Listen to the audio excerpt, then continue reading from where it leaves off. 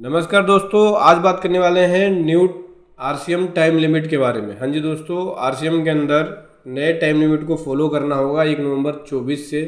ठीक है, जो सेल्फ इन्वॉइसिंग होती है उसकी टाइम लिमिट को समझते हैं, और अगर आप इस टाइम लिमिट को कंप्लाई नहीं करते हैं तो क्या होगा, किस हिसाब से पेनल्टी लग सकती है आपके ऊपर। तो चलिए समझेंगे डिटेल में। उससे पहले बताना चाहूँगा, जो भी भाई बंधु मेरे चैनल पर पहली बार है, इस वीडियो को पहली बार देख रहे हैं, जिन्होंने अभी तक सब्सक्राइब नहीं किया सब्सक्राइब कर लीजिए, साथ ही साथ बेल आइकन पे भी क्लिक कर लीजिए ताकि इस तरह का कंटेंट आपको मिलता रहे। तो दोस्तों मैं आपको बता दूं, देखो जो न्यू टाइम लिमिट है उसके अकॉर्डिंग यहाँ पे फाइनेंस एक्ट के द्वारा अमेंडमेंट किया गया है, और ये अमेंडमेंट मैं आपको बता दूं सेक्शन 13 के अंदर किया गया है, साथ ही साथ section 31 sub section 3 close F के अंदर भी किया गया है।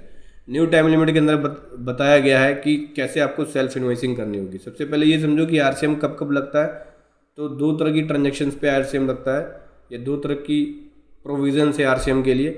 पहला है section 9 subsection 3, section 9 subsection 4। Section 9 subsection 3 के अंदर बोलते हैं कि गवर्नमेंट जो है वो नोटिफाइड कर सकती है specify category of supply of goods and services, जिसके ऊपर आरसीएम लगेगा। रिसिपेंट जो है आरसीएम बेसिस पे टैक्स पे करेगा। दूसरा बोलते हैं सेक्शन 9 सबसेक्शन 4 में कि नोटिफाई कर सकती है specify class of registered person, जहाँ पे स्पेसिफाई गुड्स एंड सर्विसेज पे ही आरसीएम लगेगा।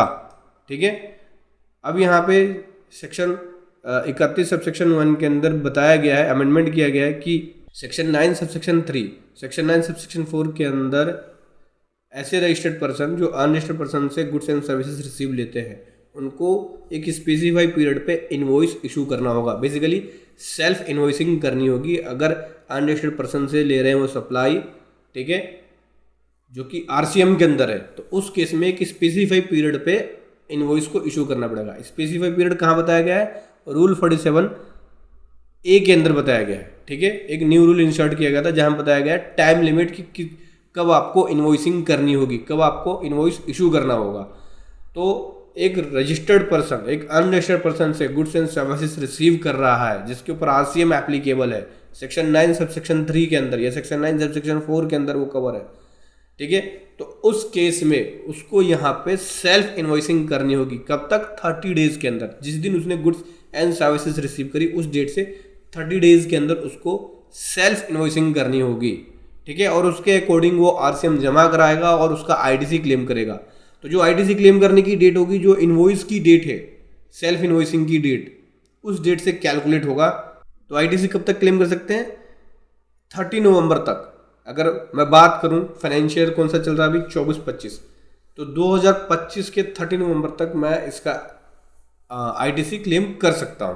ठीक है, तो यहाँ बोला इन्होंने कि भाई सेल्फ इनवॉइसिंग आपको 30 डेज के अंदर करनी होगी।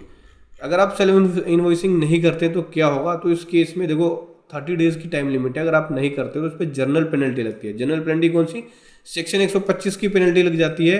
अगर आप जीएसटी लॉ के किसी भी एक्ट के प्रोविजन का फॉलो नहीं करते हैं, उसको कंप्लाई नहीं करते हैं, तो उसमें 50,000 तक की पेनल्टी लग जाती है। ठीक है, साथ ही साथ इंटरेस्ट भी लगेगा जो कि 18% पर एनम के अकॉर्डिंग लगेगा। तो 30 डेज की टाइम लिमिट है सेल्फ इनवॉइसिंग की आरसीएम के अंदर। अगर आपने टाइमली नहीं किया तो आपके ऊपर इस तरह से पेनल्टीज और इंटरेस्ट लग सकता है। वीडियो कैसे लगी ज़रूर बताएं। Thank you so much. जय हिंद, वंदे मातरम।